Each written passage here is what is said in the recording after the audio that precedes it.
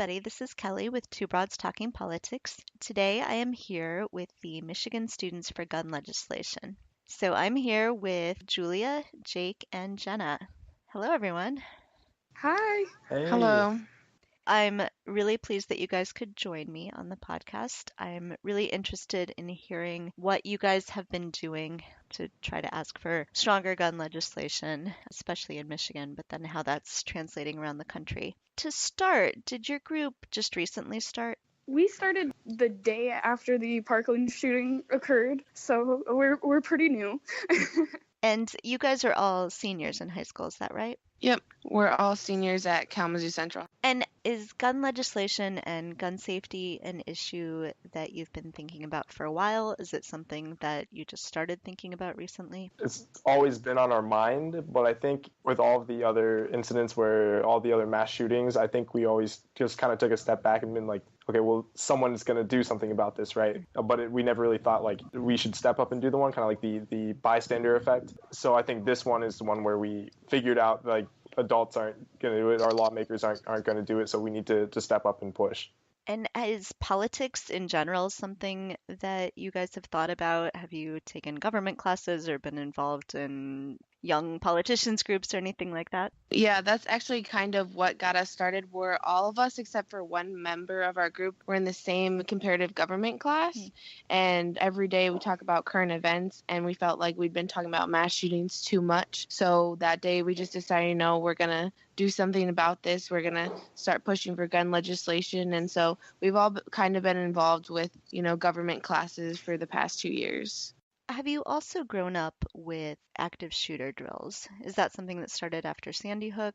We have had drills, not so much active shooters, just lockdowns. But I mean, recently the teachers have had meetings about what to do if a shooter comes into our school. Like, we're supposed to all go into a corner and blockade ourselves in, and the teachers are supposed to have something heavy near the door that they can block the door with, and then have something that they can throw if someone tries to come in the room. Like, one of my teachers has a bat in his room just in case someone comes in and tries to attack someone. And how often do you have those drills? Is it once a year? I'd say it's a couple times a year. And like Jenna said, more recently they've been talking about not just lockdown drills, but active shooters in general and what we would do in those specific situations. And we haven't gone through any, I would say, formal drills, like specifically dealing with the shooter rather than the lockdown. But I think we have to have the lockdown drills at least once every trimester. Let's talk about more recent events. How did you guys first learn about the shooting in Parkland, Florida?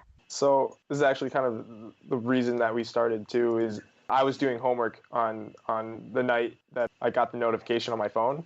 And the thing that really took me off guard the next day, I realized when I was doing my homework that the notification didn't surprise me. I was so numb to it. And then the next day I realized that's absolutely horrible that, getting a notification on my phone from a news source of something so terrible and still just not being surprised at all because it happens so often. Did you guys immediately start to talk to each other about how it felt to get this news?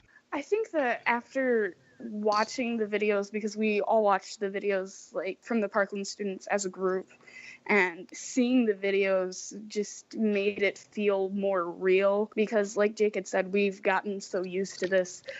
There have been mass shootings for as long as I can remember, frankly, and we have gotten so used to them that it took the videos to really make everything feel like it was a reality and make us react a little bit more because we realized that it looked just like the situations that we could potentially be in. We've also had a shooting in Kalamazoo. It wasn't a school shooting, but it was considered a mass shooting, and 6 people were killed. So I think that realizing how it could affect us and just our school life and seeing what happens in a mass shooting and seeing people be hurt and families destroyed, this time felt like it's up to us now to take a stand and fight this.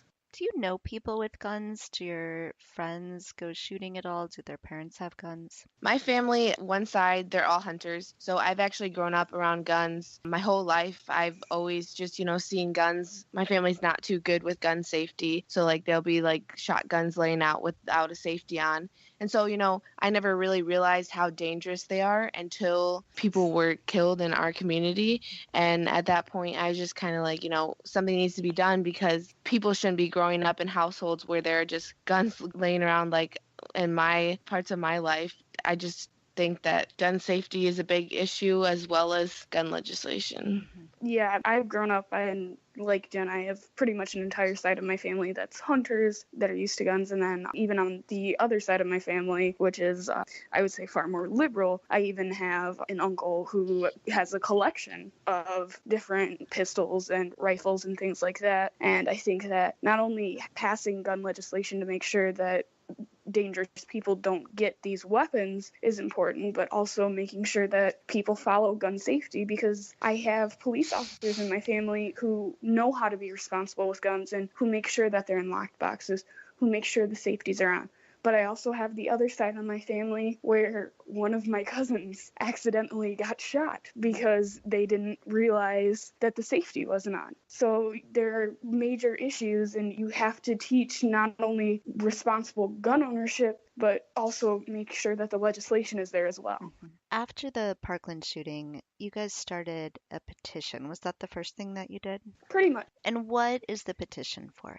So the petition it's titled Students Fighting Guns Since Adults Won't. And so initially it was a way to mobilize students, trying to get our students to realize that just because they can't vote doesn't mean they don't have a voice in the political process. It was a little bit reactionary. We were trying to mobilize students, get people to join something, so then we could use that presence and that mobilization and transfer it into real pressure through demonstrations and through getting more attention on the issue, so we can go and make some difference. And how many people signed the petition? We have over 170,000. Yep. And is this mostly students who've signed? Do you know? Do you have any way of knowing who's signing? I'm pretty sure from what I've seen for the comments, because people can list the reasons why they've signed, that it's a mix of students and parents and just adults in general. And it's people from all around, from all over the country, and even some different parts of the world as well.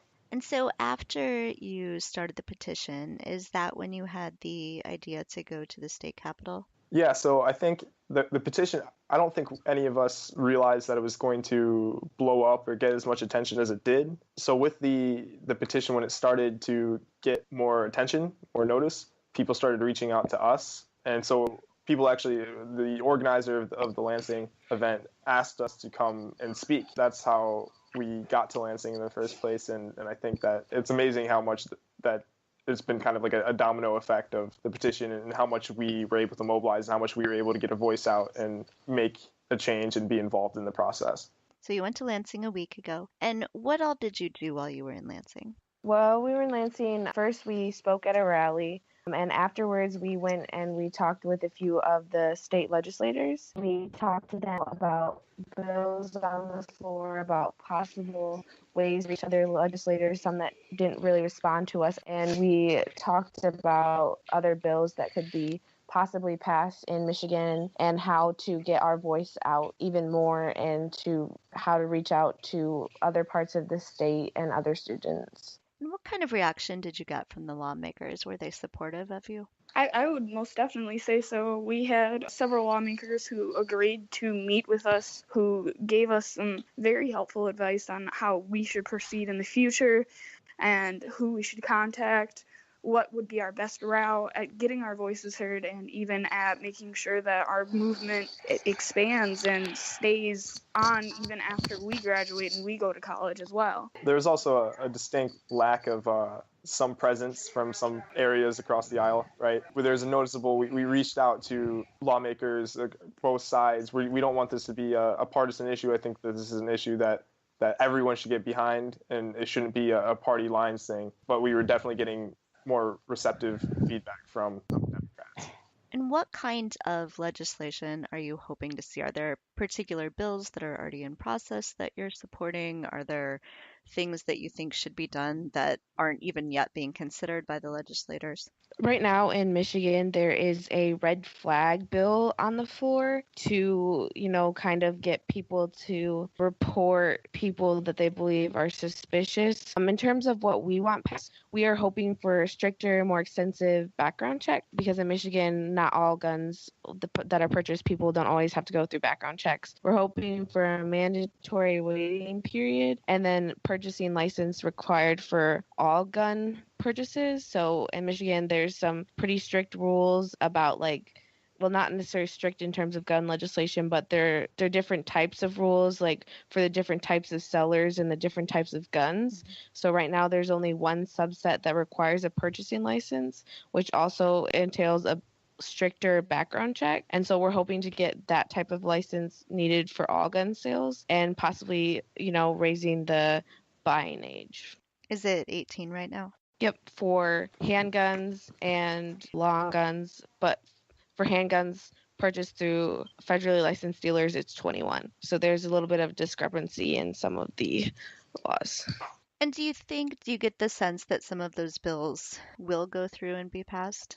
Under this cycle, maybe not so much. I know the red flag bill, the last I've heard of it, was still stuck in committee and likely won't come out of committee. So I think there's a lot of things that are just going to be killed out. Like when we went to Lansing, actually, instead of passing or talking about gun legislation in the state house, they brought up a bill to make English Michigan's official language. So a little bit of a distraction there. And so I'm not entirely hopeful that with this current field of lawmakers that we'll be able to get a lot passed, but I think that there's a lot of mobilization from youth, and I think with the next elections will be pretty fruitful for getting lawmakers in that will push what we want. So in Michigan, you also have a ballot initiative in November to have fairer districts, ungerrymandered districts. So perhaps that will help a little bit in the legislature as well if that goes through.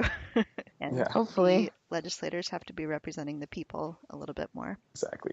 Well, to give you some hope, I live in Chicago, so I'm in Illinois, and I was in Springfield yesterday, and our state house passed gun legislation yesterday. So it was the first time since the Parkland shooting that any state had passed new gun legislation.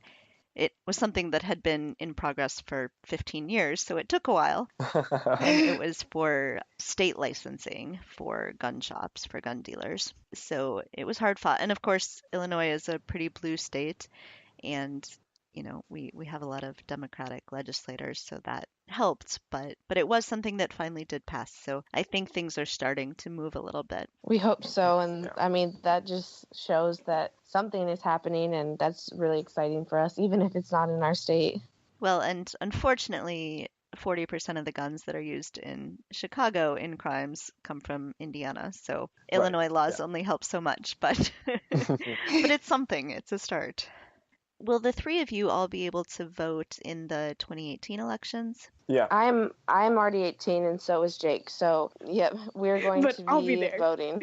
Yep. All right. And are your friends starting to talk about voting in November and being old enough to vote and getting registered to vote? Yeah, one of the things that we're also going to push with this movement is voter registration. So our school already does voter registration through the school, but we're going to really push it to make sure, everyone that's going to be of age can get registered, and try to get, other students in other schools to push it so that people are actually going out and voting in this election, even though it is only it's a midterm election, so it's not like presidential election, and it doesn't always have the greatest turnout.